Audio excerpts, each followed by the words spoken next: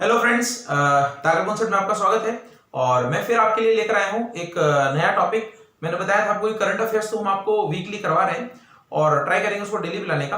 लेकिन एक जो दूसरा चीज मैंने चालू की थी आपके लिए कि अलग अलग मुद्दों के बारे में, अलग अलग चीजों के बारे में आपको बताया जाए जो हमारे बेसिक नॉलेज को बढ़ा दे। तो उसी के लिए मैं आज एक टॉपिक लेकर आया हूँ। और आपको पता होगा ये ट्रेड से रिलेटेड टॉपिक है। ट्रेड का मतलब होता है व्यापार, यानी इकोनॉमी का टॉपिक है ट्रेड, व्यापार, और ये इकोनॉमी से रिलेटेड है। तो इसको देखिएगा, कई बार इसमें डाउट रहता है और इसको देखने से आपके कई सारे कॉन्सेप्ट भी क्लियर हो जाएंगे। मैंने इस टॉपिक को इसलिए लिया है क्योंकि अभी आप देख रहे होंगे कि चाइना का जो वर्चस्व पूरे वर्ल्ड में है वो उसके व्यापार के कारण है। अमेरिका चाइना का जो कॉन्फ्लिक्ट है वो भी उसके कारण है। इंडिया का भी कई सारे देशों से व्यापार असंतुलन, ये खबरें हम सुनते हैं। तो हमारा मेन मुद्दा आज, मेन टॉपिक जो है व्यापार असंतुलन के बारे में है कि इसके बेसिक कॉन्सेप्ट इकोनॉमी में क्या है, बैलेंस ऑफ ट्रेड क्या है, बैलेंस ऑफ पेमेंट क्या है, करंट अकाउंट डेफिसिट क्या है, कैपिटल अकाउंट डेफिसिट क्या है, रुपी कन्वर्टेबिलिटी क्या है, या आपका जो रेवेन्यू एक्सपेंसेस क्या है, इनके बारे में ही हम बात करेंगे आज, बहुत ही शॉर्ट एंड क्रिस्पी। सबसे पहले हम बात करते हैं कि किसी भी देश के साथ में जो व्यापार होता है, यानी खरीदी बिक्री होती है, उसको हम व्यापार बोलते हैं। ये दो तरीके से आप देख सकते हैं इसको, एक्सपोर्ट और इंपोर्ट। एक्सपोर्ट और इंपोर्ट। एक्सपोर्ट को हम बोलते हैं निर्यात और इंपोर्ट को हम बोलते हैं आयात हिंदी में। इसका मतलब क्या है, अगर हम किसी व्यक्ति को या किसी देश को यहां से वस्तुएं भेजेंगे, यानी हम गुड्स भेजेंगे उसको और वो हमें क्या करेगा, मनी देगा। हम भेजेंगे गुड्स और वो हमें पैसा देगा, तो उसको बोलते हैं इंपोर्ट। हम किसी को वस्तुएं भेजेंगे, वो हमें पैसा देगा उसके बदले में, उसको बोलते हैं एक्सपोर्ट। और अगर इसका उल्टा होगा, हम कहीं से वस्तुएं मंगाएंगे और उसके बदले में उसको पैसा देना होगा, तो होता है इंपोर्ट। ये बेसिक टर्म है। मैं इसलिए बता रहा हूं कि आगे इसका जिक्र होने वाला है, तो कभी किसी को बिल्कुल भी पता नहीं है तो ध्यान रखिएगा। दूसरा, जितना ज्यादा हम एक्सपोर्ट करते हैं तो ज्यादा एक्सपोर्ट करने से हमें क्या मिलता है, ज्यादा पैसा मिलता है। ज्यादा एक्सपोर्ट करने से हमें पैसा ज्यादा मिलता है, क्योंकि हम माल बेच रहे हैं। आपकी दुकान से सेल करना या किसी अंतरराष्ट्रीय लेवल पे दूसरे देशों को सेल करना एक ही बात है। जितनी ज्यादा सेल बढ़ेगी उतना ज्यादा आपको इनकम होगी, और जितनी ज्यादा इनकम होगी उतनी ही आपको करेंसी मिलेगी, और ये करेंसी वहां पर विदेशी मुद्रा के फॉर्म में होती है, फॉरेन करेंसी के फॉर्म में होती है। तो जितनी ज्यादा आपकी फॉरेन करेंसी होगी, आप उतने ही इकोनॉमिकली पावरफुल होंगे। जैसे भारत का फॉरेन एक्सचेंज जो है वो करीब $400 का है, 400 अरब डॉलर का है। और चाइना की बात करें तो करीब 8 से 9 गुना, यानी $3500 अरब का चाइना का फॉरेन एक्सचेंज है। फॉरेन एक्सचेंज का मतलब विदेशी मुद्रा भंडार, तो फॉरेन रिजर्व। अब इंडिया का इतना कम क्यों है, क्योंकि हम बहुत ज्यादा एक्सपोर्ट नहीं करते, जबकि हमें इंपोर्ट करना पड़ता है ज्यादा। पैसा हमारा जाता है बाहर इंपोर्ट में, जबकि चाइना तो क्या करता है, एक्सपोर्ट बहुत करता है। तो इन एक्सपोर्ट इंपोर्ट से रिलेटेड ही कुछ टर्म है, उनके बारे में मैं आपको बता रहा हूं। एक टर्म है बीओपी। बीओपी को बोला जाता है balance of payment. Balance of payment, इसको बोलते हैं भुगतान संतुलन या भुगतान शेष। ठीक है, इस बैलेंस ऑफ पेमेंट का मतलब है कि भारत से टोटल रुपया, टोटल मनी बाहर कितना गया, और भारत में टोटल रुपया, टोटल मनी कितना आया, उसका डिफरेंस, इसी को बोलते हैं बैलेंस ऑफ पेमेंट। अब वो चाहे सर्विसेज के लिए दिया गया हो, डिविडेंड, रेंट, डिविडेंड कुछ भी, और आपने सैलरी दी हो किसी को गिफ्ट दिया हो, किसी देश को सहायता दी हो, किसी देश को माल बेचा हो, या ऐसा ही किसी तरीके से पैसा आया हो, तो टोटल जितना भी मनी भारत में आता है और जितना मनी भारत से जाता है, उसका डिफरेंस कहलाएगा बैलेंस ऑफ पेमेंट। अब आप देखिए, ये बैलेंस ऑफ पेमेंट दो तरीके का होता है। या तो बैलेंस ऑफ पेमेंट में हमें जो है सरप्लस हो। सरप्लस होने का मतलब अधिशेष हिंदी में। अधिशेष का मतलब है कि आपके पास में आवक ज्यादा है और जाने वाला कम है, तो आपके पास में सरप्लस रहेगा और आपका फॉरेन करेंसी भी बढ़ेगा। और एक होता है डेफिसिट। डेफिसिट का मतलब यह है कि आपको घाटा हो रहा है। बैलेंस ऑफ पेमेंट में आपके पास में जो पैसा है वो जा तो ज्यादा रहा है लेकिन आ कम रहा है। तो ये टोटल की बात हम कर रहे हैं, इसी को हम बोलते हैं बैलेंस ऑफ पेमेंट। अब इस बैलेंस ऑफ पेमेंट के दो पार्ट है दोस्तों, यहीं पर आपका जो है मेन कॉन्सेप्ट है। एक पार्ट तो है आपका करंट अकाउंट और एक पार्ट है आपका कैपिटल अकाउंट। इसी के बारे में हम जानेंगे। ये करंट अकाउंट आप बैंक वाला करंट अकाउंट मत समझिएगा। किसी भी बैंक में किसी ऑर्गेनाइजेशन का अकाउंट जो है वो करंट अकाउंट या चालू खाता होता है, लेकिन किसी इंडिविजुअल का सेविंग अकाउंट होता है तो वो करंट अकाउंट नहीं है, देश के बारे में है, व्यापार के बारे में। इसको चालू खाता जरूर बोलते हैं और इसको पूंजी खाता जरूर बोलते हैं, लेकिन ये बैंक से अलग है। कैपिटल अकाउंट यानी पूंजी खाता और करंट अकाउंट यानी चालू खाता। अब आप देखिए इस चालू खाते के भी 2-3 जो है सब सेक्शंस हैं। एक है balance of trade, balance of trade यानी व्यापार शेष। इस व्यापार शेष में हम विजिबल चीजों को ही ऐड करते हैं, विजिबल जो विजिबल थिंग्स हैं उनको। एक आपका इनविजिबल थिंग से आता है यानी अदृश्य चीजों से आता है, और एक आपका आता है यूनिलैटरल थिंग्स या यूनिलैटरल ट्रांसफर आप बोल सकते हैं। अब आप देखिए ये जो मैंने बताया ये क्या है। सबसे पहले ये बैलेंस ऑफ ट्रेड की बात करते हैं। बैलेंस ऑफ ट्रेड का मतलब है इस चालू खाते का एक पार्ट है। बैलेंस ऑफ ट्रेड का मतलब है कि जितना भी विजिबल आप चीजों को बेचेंगे या मंगवाएंगे उसके बदले में जितना भी पैसा दिया जाएगा या पैसा आएगा या जाएगा वो बैलेंस ऑफ ट्रेड कहलाएगा। अगर ज्यादा जाएगा तो बैलेंस ऑफ ट्रेड जो है नुकसान में रहेगा, अगर आवक ज्यादा होगी तो फायदे में रहेगा। लेकिन हम सिर्फ गुड्स के बारे में यहां पर बात करते हैं क्योंकि गुड्स ही विजिबल है। अगर इस बैलेंस ऑफ ट्रेड में या विजिबल गुड्स के व्यापार में अगर हम इनविजिबल गुड्स को भी जोड़ दें, इनविजिबल चीजों को भी जोड़ दें, इनविजिबल चीजें कैसी, जैसे सर्विसेज यानी किसी सॉफ्टवेयर, टाटा कंसल्टेंसी सर्विस ने किसी अमेरिकन कंपनी को एक सॉफ्टवेयर बना के दिया, वो विजिबल नहीं है, तो अगर सर्विसेज जोड़ देंगे प्लस भारत से जाने वाला या आने वाला सैलरी, भारत से जाने वाला या आने वाला डिविडेंड, डिविडेंड का मतलब होता है लाभांश, लाभांश का मतलब एक शेयर के बदले में आपको जितना लाभ हुआ है, क्योंकि शेयर खरीदा है तो आप भी कंपनी के ऑनर हैं, तो जितना लाभ बनेगा उसमें से आपके शेयर के लिए कितना हिस्सा है उसको डिविडेंड बोलते हैं। आप रेंट बोल सकते हैं, आपने अगर पैसा लिया है तो उसका इंटरेस्ट बोल सकते हैं यानी कि ब्याज। तो अगर हम इनविजिबल चीजों को जोड़ लें, हम विजिबल चीजों को जोड़ लें और यूनिलैटरल ट्रांसफर को जोड़ लें तो ये सारा मिला के करंट अकाउंट बन जाता है। यानी आप ऐसे समझ सकते हैं कि अगर सिर्फ गुड्स की बात करें, गुड्स का इंपोर्ट, गुड्स का एक्सपोर्ट्स की बात करें तो वो बैलेंस ऑफ ट्रेड कहलाता है। अगर गुड्स के साथ में visible, invisible, unilateral payments, transfers जोड़ लें तो वो करंट अकाउंट कहलाता है। यूनिलैटरल ट्रांसफर्स का मतलब है एक पक्षीय भुगतान। कैसे? जैसे आपको किसी ने जन्मदिन पर गिफ्ट दिया तो आपने उसके बदले में अगर कुछ नहीं दिया है तो ये एक पक्षीय है, गिफ्ट हो सकता है। आपने किसी की सहायता की, मदद की, उसके बदले में कुछ नहीं है तो वो भी एक पक्षी है। जैसे आपने नेपाल को वहां पर भूकंप आने के बाद में $50,000 की सहायता दी तो ये एक पक्षी है, यूनिलैटरल है। तो आपको इसमें गिनना है कि जितना इन सब में पैसा जाएगा और सारा पैसा जो आएगा उसका डिफरेंस करंट अकाउंट का डेफिसिट है। अब आप ध्यान रखिएगा, यहां पर भी डेफिसिट आपको हो सकता है और यहां पर भी डेफिसिट आपको हो सकता है। अगर ये घाटा की हम बात करें तो इसका मतलब है कि व्यापार में घाटा हो रहा है, केवल गुड्स में, और इन सबको मिला दें तो हम बोलेंगे कि हमारा चालू खाते का घाटा है या चालू खाते का सरप्लस है। अगर आपके आउटगोइंग ज्यादा है और इनकमिंग कम है, यानी आउटगोइंग ज्यादा है, पैसा ज्यादा जा रहा है, तो फिर क्या होगा, आपको डेफिसिट होगा, यानी घाटा होगा। और अगर आपकी इनकमिंग ज्यादा है और आउटगोइंग कम है, इनकमिंग ज्यादा आ रहा है, तो फिर यह कहलाएगा सरप्लस, अधिशेष। चालू खाता घाटा भारत का हमेशा से बहुत ज्यादा रहा है। चालू खाता घाटा को कम करने के लिए, चूंकि चालू खाता घाटा या करंट अकाउंट, सीएडी इसको हिंदी में बोलते हैं, इस शॉर्ट टर्म में बोलते हैं सीएडी। सीएडी का मतलब होता है करंट अकाउंट डेफिसिट। ये भारत का क्यों ज्यादा है? क्योंकि भारत से आउटगोइंग बहुत है। किसके लिए आउटगोइंग है? आप पेट्रोल को ले लीजिए, गोल्ड को ले लीजिए, अदर जो दूसरे चीजें हैं उनको ले लीजिए, गैस को ले लीजिए, हम बहुत खरीदते हैं, बहुत मात्रा में खरीदते हैं क्योंकि भारत में नहीं है। और जब खरीदेंगे तो पेमेंट जाएगा, और पेमेंट जाएगा तो हमारा पैसा ज्यादा बाहर जाएगा, आएगा कम, क्योंकि हम एक्सपोर्ट कम करते हैं, इसीलिए डेफिसिट ही रहता है। तो ये आपका है करंट अकाउंट डेफिसिट। इसमें एक तो सिर्फ एक्सपोर्ट इंपोर्ट का है गुड्स का, उसको बैलेंस ऑफ ट्रेड बोलते हैं। इन सबको मिला देंगे तो करंट अकाउंट हो जाएगा। ये सारी चीजें मैंने बताई। अब हम बात करते हैं कैपिटल अकाउंट डेफिसिट की। तो कैपिटल अकाउंट डेफिसिट का मतलब है कि कैपिटल एक्सपेंसेस या कैपिटल इनकमिंग उसको हम बोलते हैं कैपिटल अकाउंट में। कैसे?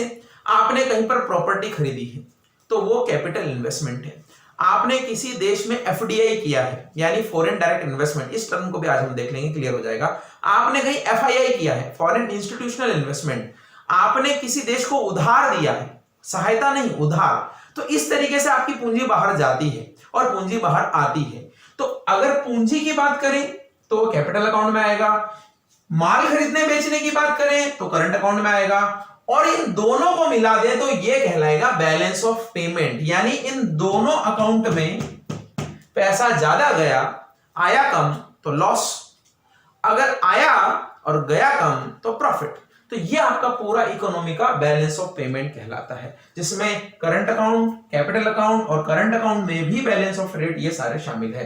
तो इसका मतलब आप सीधा से समझ गए हैं कि अगर आपको प्रॉफिट चाहिए, अगर आपको सरप्लस चाहिए, अगर आपको फॉरेन करेंसी चाहिए तो आपको ज्यादा से ज्यादा बिक्री करनी पड़ेगी। और ज्यादा से ज्यादा बिक्री कब करेंगे?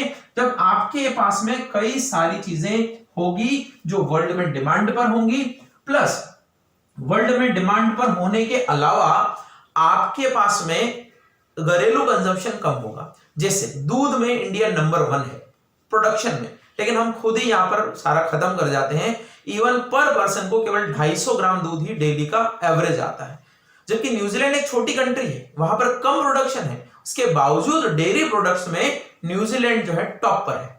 तो अगर हमारे पास में चीजें होगी, इसलिए हमने make in India programme launch किया है, हम ज्यादा से ज्यादा प्रोड्यूस करें ताकि इंडिया भी, क्योंकि हमारे पास अच्छा सस्ता लेबर है, हमारे पास में कई सारी चीजें जो रिसोर्सेज हैं उनको हम उपयोग करते हुए एक्सपोर्ट को बढ़ा सकते हैं। चाइना ने यही किया है। तो ये बैलेंस ऑफ पेमेंट से रिलेटेड था। अब आप देखिए इसमें एक चीज और जो आती है उसके बारे में हम बात करते हैं। अगर आपको इकोनॉमी में प्रॉब्लम आती है तो एक बार और वीडियो को रिवाइज करके देखिएगा, इजी हो जाएगा। हम बात कर रहे हैं कन्वर्टेबिलिटी की। कन्वर्टेबिलिटी यानी इसको बोलते हैं परिवर्तनीयता। परिवर्तनीयता, परिवर्तनीयता का मतलब है कि भारत की करेंसी किस किस मामले में कन्वर्टेबल है। तो अब आप देखिएगा यहां पे मैं आपको जो फैक्ट बता रहा हूं, मैंने आपको बताया करंट अकाउंट और मैंने आपको बताया capital account. Capital account convertible का मतलब और मैं समझा देता हूं, इसका मतलब मैंने बताया था करंट अकाउंट। करंट अकाउंट का मतलब क्या? गुड्स और सर्विसेज का एक्सपोर्ट इंपोर्ट। कैपिटल अकाउंट का मतलब क्या? किसी पूंजी को खरीदने के लिए, उधार देने के लिए, उधार लेने के लिए, पूंजी संपत्ति बेच के लिए जितनी भी चीजें वो कैपिटल अकाउंट में आती। तो हमारा जो इंडियन करेंसी है वो रूपी। अब इसको आप ऐसे समझिए कि किसी पर्सन ने भारत में इन्वेस्टमेंट किया डॉलर में, और अब वो चाहता है कि मुझे जो है वापस से डॉलर मिल जाए कन्वर्ट होके, तो वो रेस्ट्रिक्शन के साथ में मिलता है, क्योंकि हम चाहते हैं हमारे देश में ज्यादा पूंजी का रिजर्व रहे। तो हमने क्या कर रखा है, हमारे रुपी को करंट अकाउंट पे तो फुल कन्वर्टेबल कर रखा है। फुल कन्वर्टेबल, फुल कन्वर्टेबल का मतलब है कि आप जो है कितना भी सामान खरीदिए, कितना भी सामान बेचिए, आपके डॉलर से रुपया, रुपया से डॉलर में एक्सचेंज फुल है, आप कितना भी कर सकते हैं, कोई दिक्कत नहीं है। लेकिन करंट अकाउंट पे कन्वर्टेबिलिटी हमने लागू नहीं की है, कम की है। कम करने का मतलब 40-60 का रेशियो है।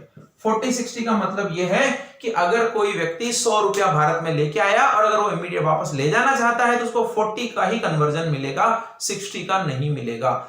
एक हमारे पर्सन थे SS तारापुर, SS तारापुर, इन्होंने एक कमेटी, इनकी अध्यक्षता में कमेटी बनी थी 1997 में। इन्होंने यह सुझाव दिया था कि इस पे फुल कन्वर्टेबिलिटी लगा दीजिए, फुल कन्वर्टेबिलिटी चला दीजिए ताकि इंडिया एक ओपन मार्केट हो जाए। लेकिन हमने 40-60 का ही किया है क्योंकि हम वल्नरेबल मार्केट नहीं बनाना चाहते हैं। पता लगा एक साथ फॉरेन करेंसी आई और एक साथ फॉरेन करेंसी चली गई और मार्केट पूरा गिर गया, तो हम फॉरेन करेंसी या उधार या पूंजी वाले पे फुल कन्वर्टेबिलिटी नहीं दे रखी है, 40-60 दे रखा है, लेकिन इस पे हमने रुपए की फुल कन्वर्टेबिलिटी दे रखी है। रुपए की पूर्ण परिवर्तनीयता यहां पर है, लेकिन यहां पर 40-60 का रेशो है। तो कैपिटल अकाउंट और करंट अकाउंट पे ध्यान रखिएगा। भारत के लिए करंट अकाउंट बहुत बड़ी चुनौती है, करंट अकाउंट को कम करना। आपको पता होगा कि सोने का आयात बहुत होता है भारत में, इंपोर्ट बहुत होता है, और सोने के इंपोर्ट को कम करने के लिए ही हमने गोल्ड बॉन्ड जारी किए थे, ताकि अगर इंपोर्ट कम होगा तो भारत में जो करंट अकाउंट डेफिसिट है वो क्या हो जाएगा, कम हो जाएगा, क्योंकि हम उसके लिए बहुत पैसा देते हैं बाहर। इसके अलावा मैं आपको इसी से रिलेटेड एक टर्म बता रहा हूं, कैपिटल एक्सपेंसेस या फिर इनकम। और इसी तरीके से हम बात करेंगे रेवेन्यू एक्सपेंसेस या फिर इनकम। देखिए, इसको बोलते हैं राजस्व, रेवेन्यू को राजस्व, या तो खर्च बोल दीजिए या फिर आय बोल दीजिए। इसको बोलते हैं पूंजी, पूंजीगत आय या खर्च। अब देखिए ये दोनों क्या है, या इन दोनों में क्या फर्क है? कॉमर्स वाले तो बहुत इजीली समझते होंगे, कॉमर्स वालों के अलावा जिन लोगों को समझ में नहीं आता है वो ऐसे समझिएगा कि अगर आप कोई पूंजी खरीद रहे हैं तो वो आपकी कैपिटल है। जैसे आपने एक बाइक खरीदी, ये आपके साथ में रहेगी और इस पे धीरे धीरे जरूर इसकी कीमत कम होगी, लेकिन ये आपकी कैपिटल है। इसी तरीके से आपने लैंड खरीदा, आपने बिल्डिंग खरीदी, आपने एक प्लॉट खरीदा, ये सारे जो है, आपने कोई मशीन खरीदी, ये सारी आपकी कैपिटल है। आपने मोबाइल खरीदा, तो इनमें क्या आप इन्वेस्ट करते हैं और इन चीजों से फिर आपको बेनिफिट होते हैं, तो ये सारी कैपिटल है। कैपिटल चाहे वो एक्सपेंसेस हो चाहे इनकम हो। अगर आप खरीद रहे हैं तो इनकम है, और अगर आप बेच रहे हैं तो इनकम, खरीद रहे हैं तो एक्सपेंसेस है, बेच रहे हैं तो इनकम है। जैसे मान लीजिए एक लैंड आपने खरीदा था 2 लाख रुपए का और आपने 3 लाख में बेच दिया, तो 1 लाख रुपए आपको बेनिफिट मिला, तो हम कहेंगे कि कैपिटल इनकम हुई है। ठीक है। उसी तरीके से रेवेन्यू एक्सपेंसेस, रेवेन्यू एक्सपेंसेस का मतलब होता है कि डे टू डे के एक्सपेंसेस। जैसे आपने किसी को सैलरी दी है, आपने कुछ घर के कामों में जनरल चीजें की है, इलेक्ट्रिसिटी का बिल भरा है, ये सारी चीजें जो है रेवेन्यू एक्सपेंसेस में आती है, और इन्हीं चीजों से मिलने वाली इनकम जो है रेवेन्यू इनकम कहलाती है। तो बिजनेस में इन्हीं के बीच में चलता है। मैं आपको ये क्यों बता रहा हूं, क्योंकि अभी आपके इसमें इकोनॉमिक्स में टर्म आता है, उसको मैं समझाना चाह रहा था। एक्चुअली एक टर्म आता है लॉन्ग टर्म कैपिटल गेन और एक टर्म आता है शॉर्ट टर्म कैपिटल गेन।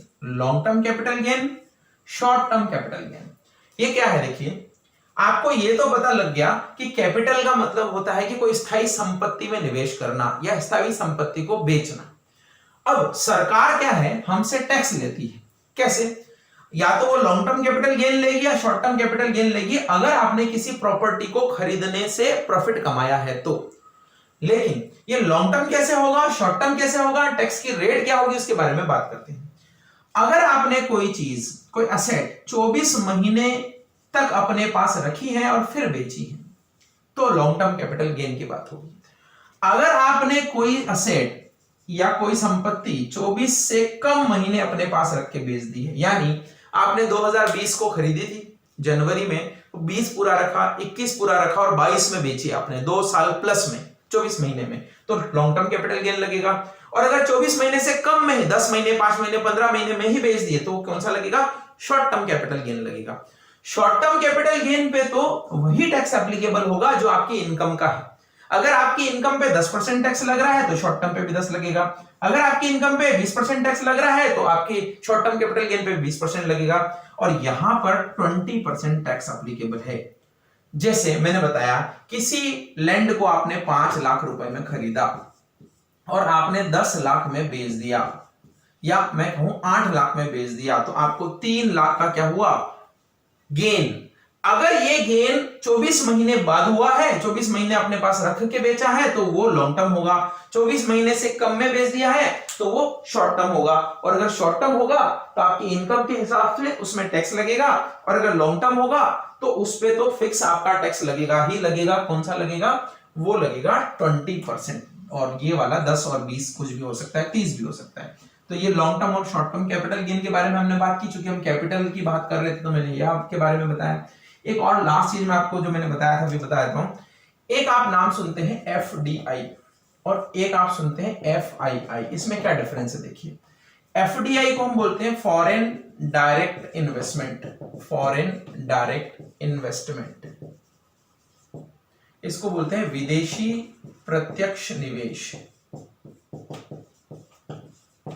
और इसको बोलते हैं, एक्चुअली एफआईआई को एफपीआई भी बोलते हैं। आप एफपीआई लिखिए, इसके 2 फॉर्म है, एफआईआई और क्यूएफआई। ये एफआईआई ज्यादा चलता है इसलिए इसको हम बोल देते हैं कि वो एफआईआई ही है। बाकी उसका नाम जो है फॉरेन पोर्टफोलियो इन्वेस्टमेंट है, foreign portfolio investment. Foreign portfolio investment. FII, इसके बारे में हम बात करते हैं। देखिए एफडीआई एफआईआई क्या है, अगर छोटे मोटे डिफरेंस समझे तो एफडीआई वो है जो किसी कंपनी में इन्वेस्टमेंट के तौर पर आता है, यानी अगर किसी कंपनी में कोई दूसरी कंपनी इन्वेस्ट करती है तो उसको हम बोलते हैं एफडीआई। जैसे आपने सुना होगा कि अभी हाल ही में रिलायंस जियो में किसने इन्वेस्ट किया है, फेसबुक ने 43,000 करोड़ का इन्वेस्टमेंट किया है, 9.9% कैपिटल खरीदी, तो शेयर खरीदा, तो यह है एफडीआई। लेकिन अगर आपके शेयर मार्केट में इन्वेस्ट आता है, शेयर मार्केट में, तो उसको हम बोलते हैं एफपीआई, शेयर मार्केट। जो एफडीआई है ये लॉन्ग टर्म के लिए आता है, लेकिन शेयर मार्केट वाला जो मामला है वो शॉर्ट टर्म के लिए आता है। समझे आप? अगर कोई कंपनी दूसरी कंपनी में पैसा लगा रही है, वो दूसरी कंपनी जो है इसकी शेयर इक्विटी खरीदेगी, इसमें अपना हिस्सा लगाएगी, तो हम उसको बोलते हैं एफडीआई। अगर शेयर मार्केट में इन्वेस्ट कर रही है उसको बोलते हैं एफपीआई। उसके दो पार्ट है, मैं बता दूंगा अभी। फिर ये शॉर्ट टर्म के लिए है, ये लॉन्ग टर्म के लिए है। इसमें एफडीआई में मैनेजमेंट में भी हिस्सा मिलता है किसी भी कंपनी को इन्वेस्ट करने पर, मैनेजमेंट में या एडमिनिस्ट्रेशन में, लेकिन यहां पर नहीं मिलता है। यहां पर तो आप शेयर मार्केट में पैसा लगाइए, जो प्रॉफिट होता है वो लीजिए और जाइए। तो ये लॉन्ग टर्म के लिए होता है, ये शॉर्ट टर्म के लिए होता है। इसका लॉन्ग टर्म के लिए है, इसलिए आना भी हार्ड है और जाना भी हार्ड है। हार्ड का मतलब है कि इसमें नियम बहुत सारे हैं, इसमें अप्रूवल की जरूरत पड़ती है, और इसमें इतना नहीं है। आना भी इजी है, जाना भी इजी है, इसलिए आपको पता होगा कभी मार्केट अगर गिरते हैं तो उसमें एफपीआई का ही बड़ा रोल रहता है। तीसरी चीज अगर आप इसमें बात करें तो इसके आने से जो है टेक्नोलॉजी आएगी, डेवलपमेंट बढ़ेगा, एम्प्लॉयमेंट होगा। क्यों एम्प्लॉयमेंट टेक्नोलॉजी होगा? क्योंकि फेसबुक अगर आएगी तो यहाँ पे व्यापार का विस्तार होगा, और टेक्नोलॉजी लेके आएगी, वो रोजगार लेके आएगी, जीडीपी बढ़ेगी। लेकिन यहाँ पे क्या है, यहाँ पे तो सिर्फ शेयर मार्केट में एक व्यक्ति के शेयर दूसरे व्यक्ति ने खरीद लिए, और वो ना तो कुछ पैसा दूसरा एक्स्ट्रा लेके आ रहा है, ना टेक्नोलॉजी लेके आ रहा है, ना अपना ऑफिस खोल रहा है, कुछ भी नहीं कर रहा है। जैसे कल से वॉलमार्ट आ जाए भारत में तो अलग अलग जगह स्टोर्स खोलेगी, एम्प्लॉय जनरेशन होगा, टेक्नोलॉजी आएगी। तो ये एफडीआई है, ये एफआईआई है। अब देखिए इसमें थोड़ा सा कंफ्यूजन था, तो एक सरकार ने कमेटी बनाई थी, अरविंद मायाराम कमेटी। उसने क्या रिकमेंडेशन दी है? उसने बोला है कि कंफ्यूजन तो सेंट्रल लेवल पे, मुझे नहीं है, सबको ही कंफ्यूजन है यहाँ पे, कि एफडीआई और एफआईआई में क्या फर्क है। अगर ये 9.9% शेयर अनिल मुकेश अंबानी से फेसबुक नहीं खरीद के शेयर मार्केट से खरीद लेती तो क्या एफआईआई कहलाता? नहीं। देखिए यहां पे उन्होंने क्या लिमिट कर दी है कि एक साल में अगर किसी कंपनी के शेयर में शेयर मार्केट के थ्रू अगर 10% का इन्वेस्टमेंट होगा, केवल 10% का या उससे कम, तो वो एफपीआई कहलाएगा। और 10 से ज्यादा अगर शेयर मार्केट में भी खरीद लेंगे तो भी वो क्या कहलाएगा? एफडीआई ही कहलाएगा। यानी 10% से कम शेयर एफपीआई, 10% से ज्यादा शेयर एफडीआई। लेकिन वो शेयर मार्केट की बात है। अगर आपने ऑनर से खरीदे हैं, सीधा आपने उसमें पार्टनरशिप की है, या दो कंपनियों का जॉइंट वेंचर एक साथ बना है, तो वो एफडीआई ही कहलाएगा, इसलिए एफडीआई है। और मैंने कमेटी की बात की थी, अरविंद मायाराम कमेटी, जिसने सुझाव दिया था भारत में सबसे ज्यादा एफडीआई पहले मॉरिशस से आता था, इस साल जो है सिंगापुर से आया है। 49 अरब डॉलर का इस बार जो है भारत में एफडीआई आया है, पहले 42 अरब डॉलर का था, ये बढ़ गया है। तो सिंगापुर जो है सबसे मेजर हमारा इसमें पार्टनर है, सिंगापुर, उसी से सबसे ज्यादा एफडीआई भारत में आता है। तो ये एफडीआई एफआईआई मैंने बता दिया। एक छोटी सी चीज है वो आपको बताता हूं कि एफपीआई के दो भाग हैं, एफआईआई और क्यूएफआई। तो एफआईआई और क्यूएफआई क्या है? कई बार आपने सुना होगा नाम एफआईआई। तो एफआईआई को बोलते हैं foreign institutional investment, foreign institutional investment. और ये फॉरेन इंस्टीट्यूशनल इन्वेस्टमेंट क्या है? इसको हम बोलते हैं विदेशी संस्थागत निवेश, विदेशी संस्थागत निवेश। यानी कोई एक संस्था है, बाहर की कोई संस्था है, पेंशन फंड है या कोई और अदर म्यूचुअल फंड वाली संस्था है, वो भारत के शेयर मार्केट में इन्वेस्ट करती है, तो उसको बोलते हैं एफआईआई। और इनके पास में सेबी के द्वारा इशू किया गया लाइसेंस होता है ताकि ये शेयर मार्केट में इन्वेस्ट कर पाए, हर कोई नहीं कर पाए। भारत में आपको पता होगा सेबी जो है security exchange board of India, Bharat में कंट्रोलिंग अथॉरिटी है शेयर मार्केट की। तो सेबी के द्वारा इशू किया गया लाइसेंस है, इसलिए इनको एफआईआई बोलते हैं। लेकिन कुछ लोग ऐसे हैं जो सेबी में अपना नाम रजिस्टर नहीं कराना चाहते हैं, तो वो बोलते हैं क्यूएफआई। क्यूएफआई को बोलते हैं qualified foreign investor, qualified foreign investor. ये कैसे इन्वेस्ट करते हैं देखिएगा, ये इसके थ्रू इन्वेस्ट करते हैं, यानी FII को ये पावर होता है कि वो दूसरे लोगों का इन्वेस्टमेंट लेकर शेयर मार्केट में करे, और इसी को आपने एक सुना होगा पी नोट्स बोला जाता है। पी नोट्स का फुल फॉर्म है पार्टिसिपेटरी नोट्स, पार्टिसिपेटरी नोट्स।